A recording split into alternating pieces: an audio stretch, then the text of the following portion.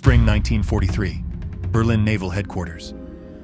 A staff officer laid a report on Admiral Karl Donitz's desk, its pages trembling not from the courier's hands, but from the weight of the numbers it carried.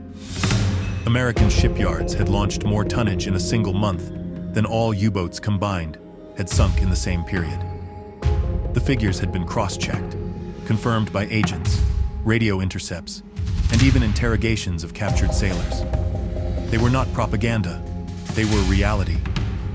For years, the U-boat arm had operated under the promise that arithmetic alone could bring Britain to its knees. Sink ships faster than the enemy could build them, and victory would follow. But the mathematics that had once promised triumph now spelled only despair. Dönitz read in silence, the smoke of his cigarette curling upward like a funeral shroud. Germany's most feared weapon, the submarine, was no longer hunting ships. It was now fighting against factories. And against factories, no Wolfpack could prevail. Chapter 1. The Tonnage Dream. The concept had been elegantly brutal. Dönitz, architect of the submarine fleet, had reduced the vast complexities of naval war into an equation simple enough to fit on a blackboard. Britain needed 47 million tons of imports each year to survive. If U-boats could sink 300,000 tons of shipping every month, Allied losses would soon outstrip construction. The British economy would collapse, convoys would wither, and starvation would do what bombs and blockades could not. In his leather-bound diary, Dönitz had written the principle with icy clarity. The shipping of the enemy powers is one great whole. It is immaterial where a ship is sunk. It must be replaced by a new ship. Victory meant subtraction. Fewer enemy ships each month until the fleet dwindled to nothing. For a time, it seemed to work. In early 1942, after America's entry into the war, the Atlantic became a killing ground. The U-boat men called it the second happy time, the American shooting season. Merchant ships steamed along the coast with lights blazing, harbors glowed as if untouched by war, and tankers rolled into port without escort. German commanders recorded astonishing hauls in their war diaries. In just 8 months, submarines sank over 600 vessels, 3 million tons of cargo. Convoys burned on the horizon from New York to the Caribbean. Young officers spoke in the language of mathematics. Each freighter averaged 5,000 tons. Each patrol, if successful, could mean 30,000 tons erased from Allied balance sheets. With 40 boats at sea, the figures soared into the hundreds of thousands. The arithmetic of victory filled the operations rooms with a sense of inevitability. But beneath the triumph lay the seeds of doubt. Reports filtered in from interrogated survivors. Men plucked from lifeboats who spoke casually of construction times that defied belief. Some claimed their ships had been built in a matter of weeks. Others spoke of yards launching vessels in batches, as if produced by some vast assembly line. These stories were dismissed at first as lies, designed to unsettle German crews. After all, no nation had ever built a 7,000-ton vessel in less than 6 months. The doubt grew sharper. In September 1942, when survivors from a torpedoed Liberty ship claimed their vessel was one of 60 under construction simultaneously at a California yard.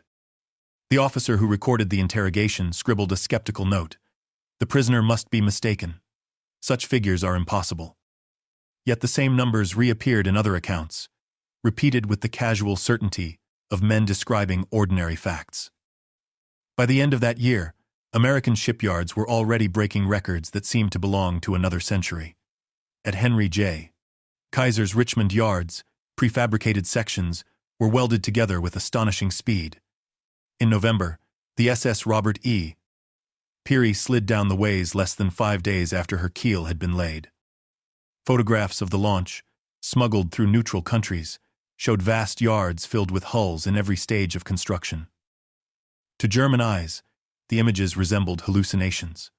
A forest of cranes, endless rows of steel, multiple ships rising at once, as if an armada were being manufactured, not built.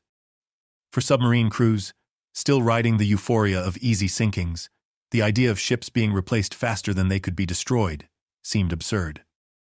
Yet in the smoke-stained rooms of U-boat headquarters, The numbers on the blackboards began to tell a different story. Chapter 2. Cracks in the Formula. March 1943 brought both triumph and terror. 40 U-boats massed against two convoys, HX 229 and SC 122, in one of the largest Wolfpack operations of the war. In brutal days of fighting, the submarines sank 22 ships, nearly 150,000 tons of cargo. It was the tactical victory Dönitz had promised, the arithmetic of subtraction, made flesh. Yet within a week, reports arrived that turned victory into ashes. American shipyards had launched 38 vessels in the same period. The net balance sheet, once the pride of U-boat strategy, showed the truth with cruel precision. For every ship destroyed in the North Atlantic, 2 more were leaving American docks. Convoys that had once been patched together from rusty tramp steamers now bristled with brand-new hulls. Fresh paint gleamed on ships whose keels had barely cooled from welding torches. Entire formations looked identical, as if stamped from molds. Officers whispered a phrase that captured the creeping horror. "We are not fighting ships. We are fighting a factory." What had once been the weapon of fear, the stealthy hunter lurking beneath the waves, was being outpaced by mathematics. By January, American shipyards had launched nearly 100 vessels in a single month, over 850,000 tons of cargo. February exceeded that figure. March crossed the 1 million ton mark. The submariners called their boats iron coffins, a bitter joke that spread with alarming speed. The men knew the arithmetic. They had once believed subtraction would bring victory. Now, they saw the equation reversing.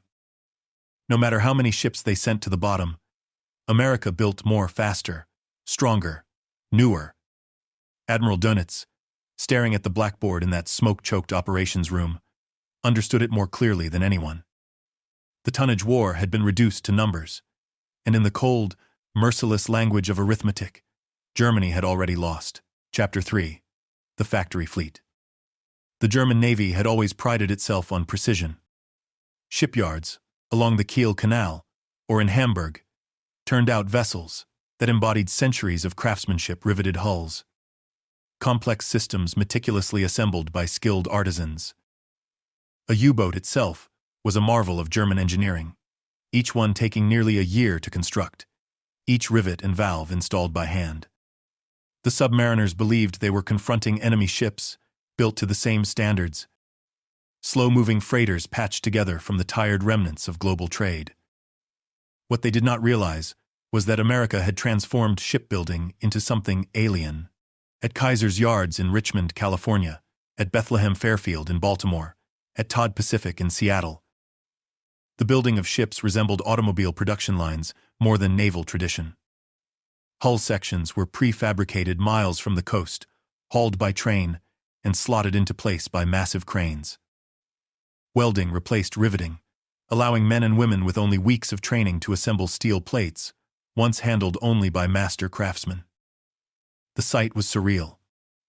Photographs smuggled into Germany through neutral Portugal revealed fields of steel, dozens of hulls, in parallel stages of construction. Some were just keels laid along the slipways. Others had decks and superstructures, while still others were receiving engines, even as completed vessels slipped into the water beside them. To a German naval architect, such images bordered on blasphemy. Shipbuilding had always been slow, deliberate, an act of patience. In America, it had become a contest of speed, and speed itself became a weapon. The Liberty ship embodied this revolution. Designed from a simple British concept, it was not elegant, and it was certainly not fast, 11 knots at best, barely enough to stay ahead of a surfaced U-boat. But what mattered was not performance. What mattered was volume. A Liberty ship carried over 10,000 tons of cargo and could be constructed in less than 6 weeks. Some were built in under a month. One, the SS Robert E. Peary, had been launched in just 4 days, 15 hours, and 29 minutes. The Germans scoffed when they first heard of this. Surely it was a trick, a publicity stunt.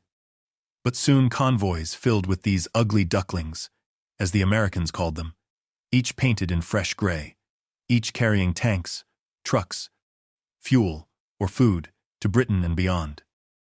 The Liberty ship was proof that the Americans had discovered the true arithmetic of war. Ships did not need to be perfect. They only needed to be enough.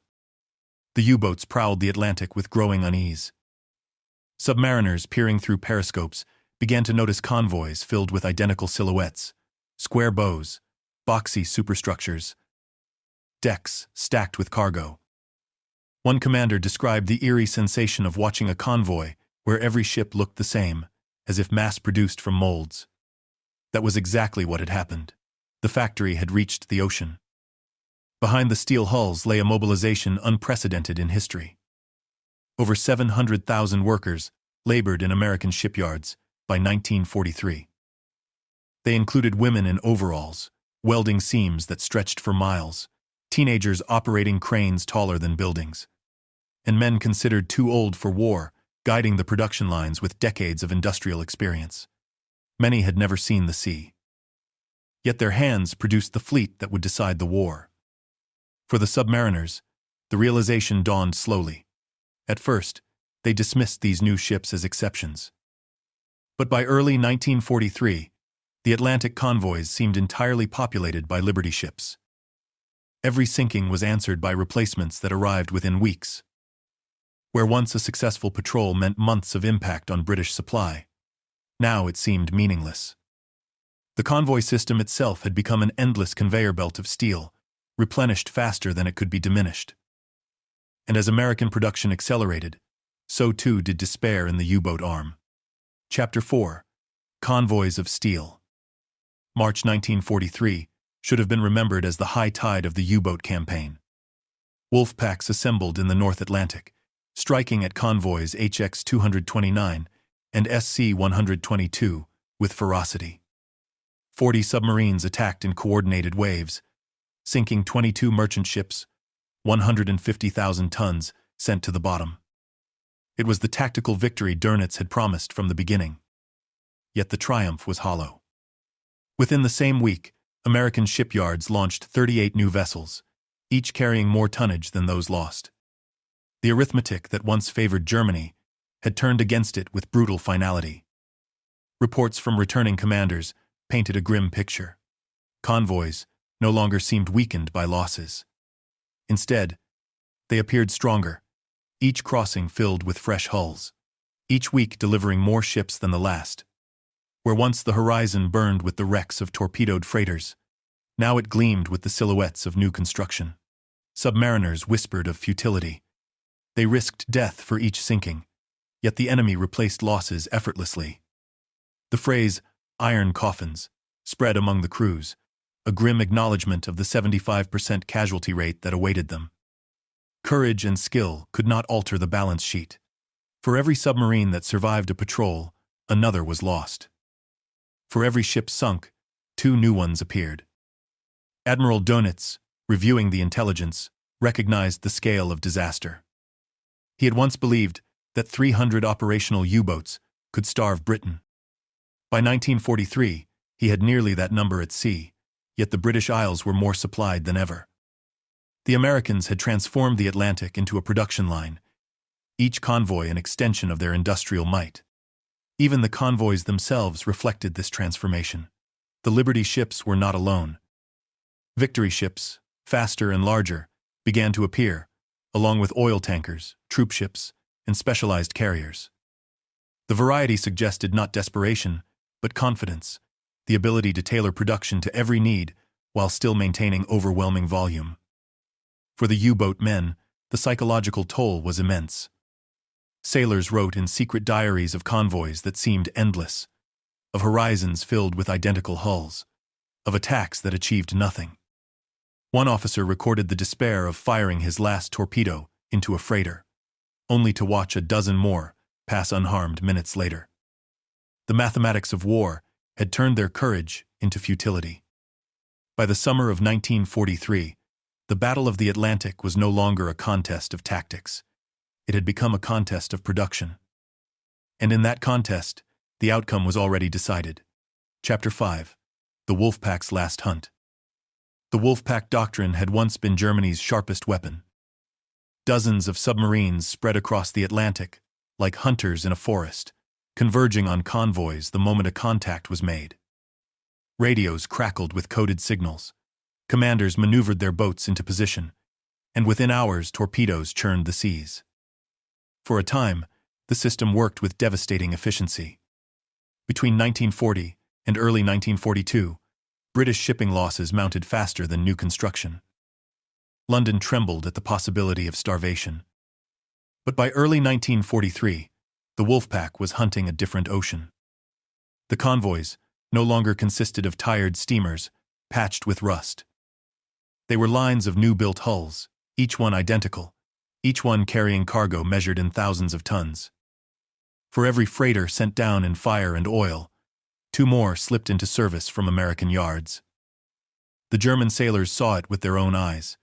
Peering through periscopes at night, they counted convoys stretching across the horizon. The silhouettes were sharp and square. Liberty ships, victory ships, tankers, vessels so new the paint still gleamed. When a torpedo struck one, another identical hull would appear days later. The ocean itself seemed to regenerate the ships, an endless tide of steel. The psychological effect was corrosive. What once felt like hunting had turned into suicide missions. Each patrol meant longer odds of survival. Each engagement meant facing more escorts, armed with radar and depth charges. But what gnawed at morale most was the arithmetic. Men risked their lives, endured weeks underwater, battled storms and aircraft, only to discover their victory erased within days. Convoy HX 229 and SC 122 in March 1943 exemplified the paradox. 40 U-boats attacked with ferocity, sinking 22 ships. Crews celebrated the kills, tallying up the tonnage in the cramped compartments of their vessels. But the triumph lasted only hours. Word filtered back that American shipyards had launched 38 new ships in the same week. The Wolfpack had achieved nothing. Admiral Karl Dönitz knew the truth, but could not admit it openly. He had promised Hitler that the U-boat arm could strangle Britain. He had built his entire career on the mathematics of tonnage. To confess that the numbers had reversed was to admit strategic failure. Instead, he demanded more boats, more men, more sacrifice. He spoke of honor, of duty, of delaying Allied invasions. But beneath the rhetoric, even he recognized the grim reality. The Wolfpack was chasing shadows, while the Americans built fleets. The men at sea felt it most acutely. Diaries captured fragments of despair. One mechanic scribbled that the ocean was now a factory, conveyor belt of ships, endless, indifferent to our torpedoes. Another officer admitted he no longer believed in victory, only in survival until the patrol ended. Some whispered the forbidden phrase, "iron coffins." By the summer of 1943, the Wolfpack's last great hunt was over. Losses mounted at unsustainable rates. Radar-equipped escorts, long-range aircraft, and hunter-killer groups devastated the submarines. But even without those advances, the arithmetic of shipbuilding had already doomed them. The Wolfpack had become not hunters but prey, circling in an ocean where the enemy multiplied faster than they could be destroyed. Chapter 6. Kaiser's Revolution. While the U-boat crews fought for survival, across the Atlantic, Henry J. Kaiser was redefining warfare. He had never built a ship before 1940. His reputation came from massive construction projects, like the Hoover Dam. Yet when America called, Kaiser brought his philosophy of speed, efficiency, and prefabrication to the shipyards. The results were staggering. At Richmond, California, his shipyards sprawled like a city of steel. Tens of thousands of workers, men, women, immigrants, farmers' sons, housewives poured through the gates each day. They operated around the clock in 3 shifts, sparks from welding torches, lighting the night sky like fireworks. Each worker handled a piece of the process, just as in an automobile factory. One team welded hull plates. Another installed prefabricated decks. Another fitted engines already built in distant plants. The effect was transformative. A Liberty ship once took 6 months to build in traditional yards. Kaiser's methods slashed the time to weeks. At his peak, a ship slid down the ways every 2.5 days. The record, the Robert E. Peary, was completed in 4 days and 15 hours. A stunt, perhaps, but one that proved the system worked. The secret was modular construction. Hulls were divided into massive sections, built in parallel. Instead of constructing a ship from keel to deck in sequence, Kaiser built dozens of pieces simultaneously and then welded them together like a puzzle. Welding itself was revolutionary. Riveting required skilled labor and consumed more steel. Welding required less training and produced stronger, faster seams. Workers could be trained in days, not years, allowing a flood of new labor to enter the yards. The workforce itself became a symbol of America's transformation. Women donned overalls and welding masks, earning the nickname Rosie the Riveter, though many wielded torches instead of rivet guns. African-American workers, long excluded from skilled trades, found opportunities in the yards. Teenagers, retirees, and farmers unaccustomed to industry became cogs in a machine that produced victory. Kaiser's revolution went beyond speed. He built infrastructure for his workers: childcare centers, health clinics, housing. His shipyards became communities, feeding directly into morale and productivity. Workers felt part of a national mission. Every ship launched carried their pride. Every ton of steel represented their contribution to defeating fascism. For the Germans, the results were catastrophic. Intelligence reports from neutral ports revealed the numbers. Between 1941 and 1945, American yards built 2,710 Liberty ships. Added to this were victory ships, tankers, and specialized vessels. In total, over 5,000 merchant ships joined the Allied fleet. To the U-boat crews, the effect was tangible. Each time they surfaced to scan the horizon, they saw the results of Kaiser's revolution. Convoys of steel replenished faster than they could be sunk. They fired torpedoes into Liberty ships, but replacements appeared within weeks. The math was relentless, and morale crumbled under its weight. Chapter 7. The Convoy Battles. The Battle of the Atlantic reached its violent crescendo in the spring of 1943. Convoys crept across the ocean under constant threat, escorted by destroyers, corvettes, and aircraft flying cover from newly built escort carriers. Beneath the waves, U-boats lurked in packs, waiting for nightfall. When the attacks came, the sea erupted in fire and chaos. Convoy HX 229 and SC 122 were among the largest Allied convoys to cross the Atlantic that March. Together, they carried more than 100 ships, their wakes stretching across miles of open sea. For Admiral Karl Dönitz, these convoys were the ultimate test of his Wolfpack doctrine. 40 U-boats converged in a coordinated assault, slipping between escorts under the cover of darkness. Torpedoes streaked through the water. Explosions lit the night sky. Ships groaned and sank, their decks aflame. For hours, the Germans believed they had achieved a decisive blow. 22 Allied ships were sunk, 146,000 tons of cargo lost. It was the kind of tally Dönitz had promised Hitler would bring Britain to its knees. War diaries of commanders brimmed with excitement. "The ocean is once again our hunting ground," one captain wrote, convinced the tide had turned. But within days, the reports filtered in. American shipyards had launched 38 new ships in the same week. The mathematics mocked the U-boat victories. For every vessel sunk, 2 more had entered service. The convoys kept coming, stronger and larger each month. Even worse for the Germans, technology was shifting the balance. Radar-equipped aircraft from escort carriers scoured the ocean, forcing submarines to dive during daylight. High-frequency direction-finding intercepted radio transmissions, pinpointing Wolfpack movements. Hedgehog anti-submarine weapons and improved depth charges turned the once invincible hunters into prey. The convoy battles became meat grinders for the U-boat force. Losses mounted at rates never seen before. By May 1943, known as Black May, the Germans lost 41 submarines in a single month. Morale shattered. Sailors who once believed themselves invincible now spoke openly of iron coffins.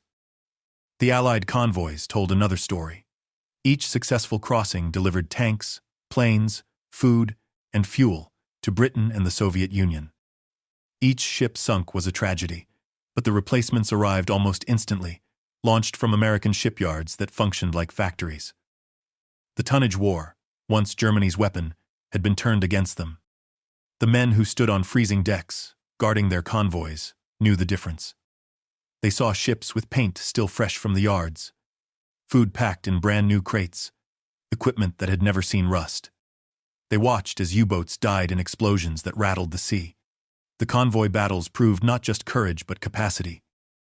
The Allies had the numbers, and in the Atlantic, numbers meant life or death.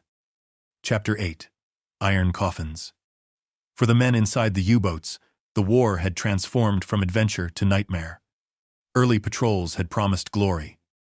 Crews cheered when freighters went down, tallying victories on the conning tower. Letters home spoke of inevitable triumph. But by 1943, those same boats had become death traps. Conditions aboard were horrific. Compartments stank of diesel fumes, sweat, and mold. Food spoiled quickly. Men ate rotting bread and canned meat.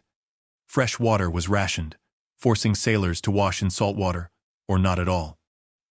Torpedoes, their lethal cargo, occupied bunks. Sailors slept between them, the cold steel pressing against their skin. But discomfort was nothing compared to the fear. Radar-equipped aircraft appeared without warning, dropping depth charges that shook the hull like earthquakes.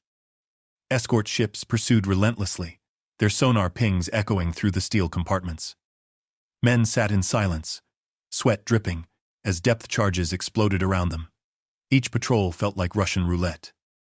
By mid-1943, losses had reached catastrophic levels. 75% of U-boat crews would never return from patrols, the highest casualty rate of any branch in the war. Sailors began referring to their vessels as iron coffins, a phrase once forbidden but now common even among officers. Diaries captured the despair. "We are not hunters anymore," one crewman wrote. "We are bait for the enemy." The numbers confirmed their hopelessness. For every submarine sunk, the Allies built dozens of new ships. For every torpedo fired, American yards launched another Liberty ship. It was no longer war by tactics or courage. It was war by production, and Germany was losing. The despair filtered up the chain of command. Dönitz himself, the architect of the tonnage war, admitted privately that victory was impossible. Yet he ordered patrols to continue, sacrificing men to maintain the illusion of resistance. To stop would mean admitting strategic failure. To continue meant feeding thousands into iron coffins. Survivors of the U-boat war carried the trauma for decades. Many could never escape the memories of depth-charge barrages, of friends lost to the sea, of the knowledge that their sacrifices had been futile. They had been brave, skilled, and determined, but bravery could not outbuild Liberty ships. The term iron coffins became the enduring legacy of the U-boat fleet. It captured both the courage of the men and the hopelessness of their mission. They had entered the war as predators. They ended it as ghosts, entombed in steel beneath the Atlantic. Chapter 9. Kaiser's Factories. Henry J. Kaiser was not a naval architect, nor a traditional shipbuilder. Before the war, he was known for building dams and highways, a man of monumental projects but little maritime experience.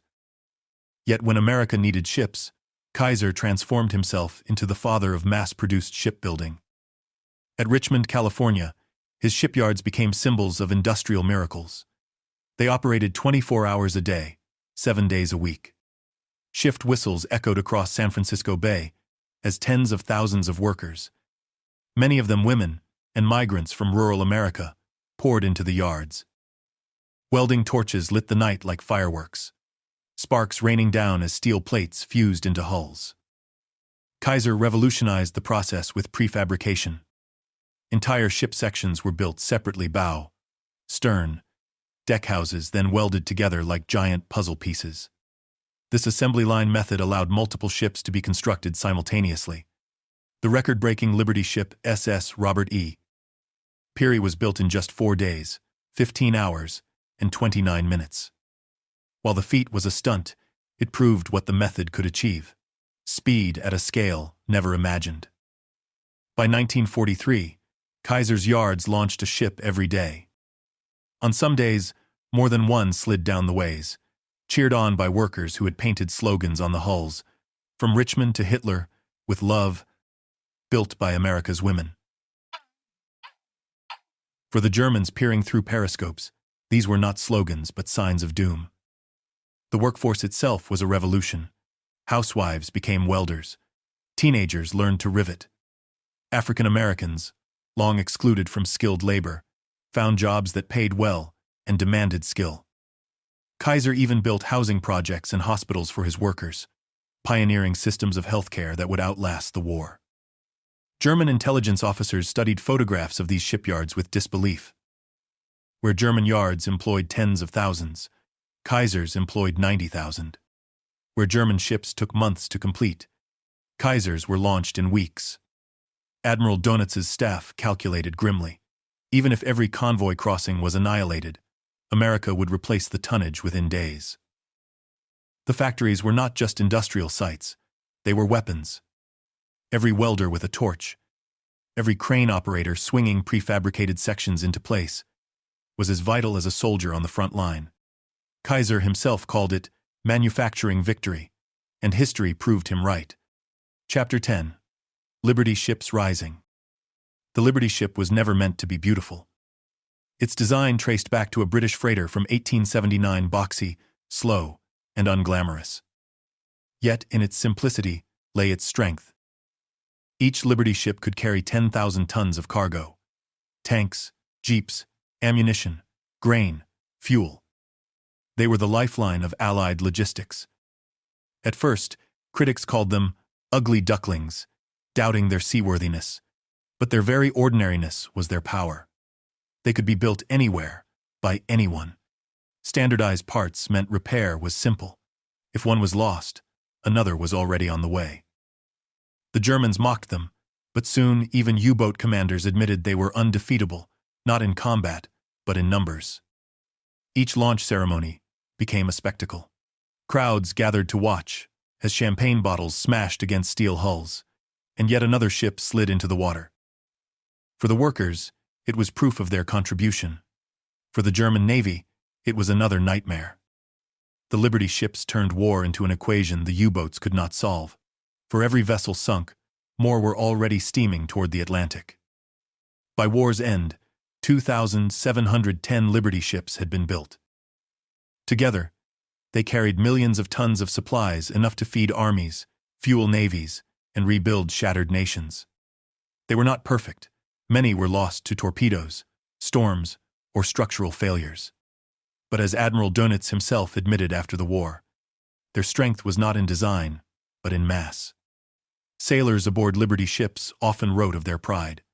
They were not glamorous, but they were essential. A crewman on the SS John W. Brown recalled, "We knew we were targets, but we also knew we carried the war on our decks. Every jeep, every shell, every loaf of bread for the troops, it all came from ships like ours." For German submariners, the sight of convoys filled with Liberty ships was crushing. Where once convoys were patched together, fleets of older vessels, now they were streams of identical new freighters, gleaming with fresh paint. Each periscope sighting reminded them that America's factories had already outpaced their torpedoes. The Liberty ship became a symbol of industrial democracy, built not by a few craftsmen, but by millions of ordinary Americans. It stood for a nation's ability to transform itself into the arsenal of democracy, and in doing so, it sealed the fate of Germany's tonnage war. Chapter 11. Convoys of Steel. The spring of 1943 revealed the full scale of America's transformation into a maritime powerhouse. Convoys that once limped across the Atlantic with outdated vessels were now filled with Liberty ships, Victory ships, and 2 tankers, their gray hulls stretching from horizon to horizon. For German U-boat commanders, the change was immediate and devastating. Convoy HX-229 and SC-122 in March became the largest Wolfpack engagement of the war. 40 U-boats attacked, sinking 22 ships and inflicting 146,000 tons of losses. On paper, it was a tactical triumph. Admiral Dönitz hailed it as proof that the U-boats remained the decisive weapon. But the victory was hollow. In the same week, American shipyards launched 38 new vessels, totaling far more tonnage than the Wolfpack had destroyed. The arithmetic was undeniable. The hunters were sinking fewer ships than the enemy was replacing in days. Sailors aboard the new convoys marveled at their ships. They had hot showers, electric lighting, refrigeration units, and radar-guided defensive weapons. Compared to the rusted tramps of pre-war Britain, the difference was staggering. A U-boat commander, who had once expected convoys of patched-up relics, now faced fleets of modern, freshly built vessels, each a symbol of American abundance. Intelligence confirmed what periscopes revealed. Reports arriving at U-boat headquarters in Caen, France, showed production figures that defied belief. In January, 96 ships totaling 850,000 tons. In February, 108 ships totaling 975,000 tons. In March, 120 ships totaling 1.1 million tons. Each month shattered previous records. The men at sea felt the weight of these numbers in their bones. Where once they stalked convoys with anticipation, now they hunted with dread. They called their submarines Eisernserg iron coffins, a phrase once unthinkable, but now common among crews, who knew that odds of survival dwindled with each patrol. The ocean had become not a battlefield of opportunity, but a graveyard of arithmetic. Chapter 12. The Collapse of the Tonnage War. By mid-1943, the tonnage war was mathematically lost.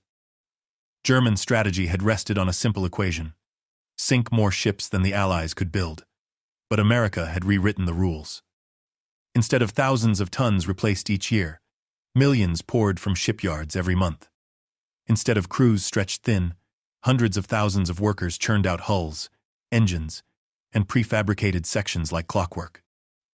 Admiral Dönitz, the architect of the tonnage war, admitted in his war diary that reality had overtaken strategy. "The enemy production figures are confirmed from multiple sources," he wrote in June. "We face not a fleet, but an industry. The tonnage war's arithmetic has become our death sentence." The despair filtered down to the crews. Letters seized from captured submariners spoke of hopelessness. A machinist on U-758 wrote in July, "The Americans build ships faster than we reload our torpedo tubes. What is the point of our sacrifice?" Another sailor, captured after Uon 89 was sunk, described spending 3 weeks aboard a brand-new Liberty ship as a prisoner. The ship was so new that the manuals were still in their wrappings, he recalled. Everywhere was light, hot water, refrigeration. It was more advanced than our newest U-boat. Beyond sheer numbers, technology compounded the crisis. New merchant ships were faster, better armed, and equipped with radar. Welding had made hulls stronger, reducing vulnerability. Standardization meant parts could be replaced anywhere in the world, keeping damaged ships in service. For U-boat commanders, it felt like chasing shadows across an ocean that now belonged to the Allies. The ultimate statistics told the story with brutal clarity. The Germans sank 6,000 ships, 21 million tons in total. Yet the Allies built 38 million tons of new shipping, ending the war with a merchant fleet larger than before. The numbers were not merely defeat, they were obliteration. For the men who had once believed they could strangle Britain, the revelation was crushing. The tonnage war, once a bold strategy, had become a nightmare of futility. In the end, courage and skill mattered little against a factory system that turned steel into fleets faster than submarines could sink them. The mathematics of defeat had closed like a steel trap, and there was no escape. Chapter 13. Liberty Ships as Weapons. The Liberty ship was never intended to be elegant. Based on a late 19th century British tramp steamer design, it was deliberately simple, slow, and unglamorous. But in war, appearances meant nothing. Each Liberty carried 10,000 tons of cargo, enough to move 2,840 jeeps, 440 light tanks, or 260 million rounds of rifle ammunition. The miracle was not in the ships themselves, but in the scale of their creation. At Henry Kaiser's Richmond yards, 90,000 workers built vessels in assembly line fashion. Prefabricated hull sections arrived by rail from across the United States. Men and women with welding torches joined them like pieces of a giant steel puzzle. Instead of taking 6 months, as in Germany, a Liberty ship could be completed in 42 days on average. In record cases, like the SS Robert E. Peary, it took only 4 days, 15 hours, and 29 minutes. U-boat commanders could not fathom this speed. Survivors of sunken vessels, interrogated aboard submarines, spoke of shipyards where dozens of hulls stood side by side. Cranes moving prefabricated decks into place, workers swarming day and night in 3 continuous shifts. At first, these reports were dismissed as lies, exaggerations crafted to demoralize German crews. But photographs obtained by intelligence agents in Portugal and Spain confirmed the truth. Endless rows of ships under construction stretched as far as cameras could see. The Liberty ship became more than transport. It was a psychological weapon.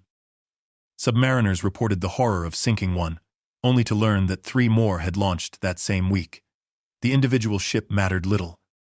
What mattered was the system, the industrial machine that could replace losses instantly.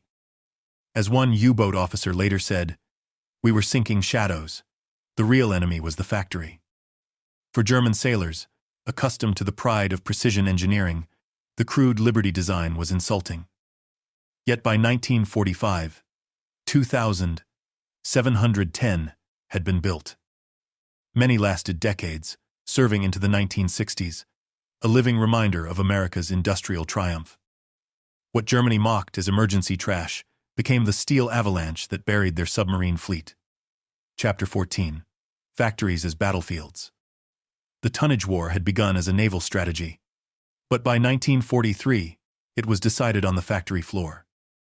American shipyards, steel mills, and assembly lines became the true battlefields of the Atlantic. Welding arcs replaced gunfire, conveyor belts replaced convoys, and the rhythm of production replaced the tides of war. At Willow Run in Michigan, the same techniques used to build Liberty ships were applied to B-24 Liberator bombers. At peak, one rolled off the line every 63 minutes. In Pittsburgh, Republic Steel poured millions of tons of armor plate that became hulls for ships and tanks. In Louisville, synthetic rubber plants produced enough to keep Allied convoys moving when natural supplies were cut off. Each industrial miracle fed directly into the ocean war. The Germans never grasped this scale. Admiral Dönitz calculated that Germany would need 40 new submarines per month to maintain parity. In reality, the Reich never exceeded 20, and quality declined sharply as resources dwindled. By contrast, America built 3 merchant ships every 2 days. Even if U-boats had doubled their sinkings, the equation would still favor the Allies. Captured officers later admitted their disbelief. Shown films of American shipbuilding, many dismissed them as propaganda. But when taken on tours of United States ports as prisoners, they saw with their own eyes dozens of vessels under construction, workers welding night and day, ships sliding down ways daily. Some wept, realizing the hopelessness of their campaign. Factories had become weapons, and production statistics replaced tonnage sunk as the measure of victory. Courage and seamanship still mattered, but they were irrelevant against the avalanche of steel. The lesson was unmistakable. In modern war, the factory line was as decisive as the front line. For the German U-boat force, it was the lesson learned too late, written in the thousands of men lost to the iron coffins. Chapter 15. The Turning Tide. By early 1943, the tide of war in the Atlantic was shifting in ways few had anticipated. For months, Admiral Karl Dönitz and his staff clung to the mathematics of victory. If 300 operational U-boats sank enough tonnage monthly, Britain would collapse. The formula had worked during the second happy time of 1942, when American coastal defenses were weak, and merchant ships sailed with lights blazing, easy prey for German torpedoes. But the calculations never accounted for America's full entry into the war. By March 1943, the Allies had introduced new escort carriers, long-range patrol aircraft, and advanced radar into the Atlantic convoys. The hunter had become the hunted. Convoys, HX 229 and SC 122, attacked by over 40 U-boats in March, still reached Britain with the bulk of their cargo. 22 merchant ships were lost, but intelligence soon reported that in that same week, 38 American ships had launched. The subtraction method ships sunk versus ships built was now reversed, and the Germans could see it clearly. U-boat crews, once intoxicated by success, began returning from patrols, shaken and exhausted. Survivors wrote in secret diaries about convoys that stretched endlessly across the horizon. Every vessel new, every deck bristling with defensive guns. They spoke of radar-directed fire, of depth charges dropped with terrifying accuracy, of skies filled with patrol aircraft that seemed to appear out of nowhere. Where once they hunted, now they were hunted relentlessly. The psychological weight was crushing. Dönitz's reports to Hitler remained optimistic, emphasizing tactical successes, but his war diary betrayed the truth. The arithmetic of victory has shifted. Enemy production exceeds our ability to inflict losses. We are bleeding submarines we cannot replace, while they launch ships as though from a mold. In May 1943, the breaking point arrived. Known among U-boat veterans as Black May, the month saw 41 submarines, destroyed nearly a quarter of the entire operational fleet. The Battle of the Atlantic had turned decisively. America's factories, not its fleets, had won the decisive engagement. Chapter 16. Collapse of the Tonnage War. After Black May, the illusion of victory dissolved. German crews whispered openly of iron coffins, acknowledging the submarines as death traps. The WW2 headquarters in Lorient, once buzzing with confidence, now reeked of despair. Staff officers looked at the blackboards, filled with sinking statistics and production figures, and knew the war was lost. The mathematics were merciless. To strangle Britain, the U-boats needed to sink 700,000 tons per month. After May 1943, they never again achieved even half of that figure. Meanwhile, American shipyards alone were producing over 1.5 million tons monthly. With Canada and Britain contributing as well, Allied shipping capacity grew far beyond pre-war levels. The Liberty ship was only the beginning. Victory ships, faster and more advanced, rolled out of yards by the hundreds. Tankers of the T2 class, escort carriers, and destroyer escorts poured into service. Every sinking was instantly negated by multiple new hulls, sliding down the ways. To German crews, it felt like bailing water from a sinking ship, while a fire hose poured more in. Admiral Dönitz tried to sustain morale. He ordered changes in tactics, urged new technologies like the snorkel, acoustic torpedoes, and Type 21 electroboats. But these innovations arrived too late, and in numbers too small, to reverse the industrial avalanche already burying the U-boat arm. For the men at sea, the truth was undeniable. Patrols became suicide missions. Families back in Germany buried sons before hearing their final patrol's outcome. The casualty rate climbed toward 75%, the deadliest of any military service in the war. What had begun in 1939 as a bold strategy to starve Britain ended in 1945 as a tragic tale of industrial mismatch. Courage, skill, and sacrifice could not alter the arithmetic. The Tonnage War, conceived as a battle of subtraction, had collapsed under the overwhelming addition of American production. Chapter 17. The Human Cost. As the industrial arithmetic of war shifted against Germany, the cost in human lives mounted with horrifying speed. By 1944, every U-boat patrol carried with it the near certainty of death. Sailors still volunteered, motivated by duty, indoctrination, or simply lack of choice. But within the force itself, there was little illusion left. The casualty rate, 3 out of every 4 submariners, spoke more clearly than any statistic of ships sunk or convoys attacked. Of the roughly 40,000 men who served in the U-boat arm, 30,000 would never return.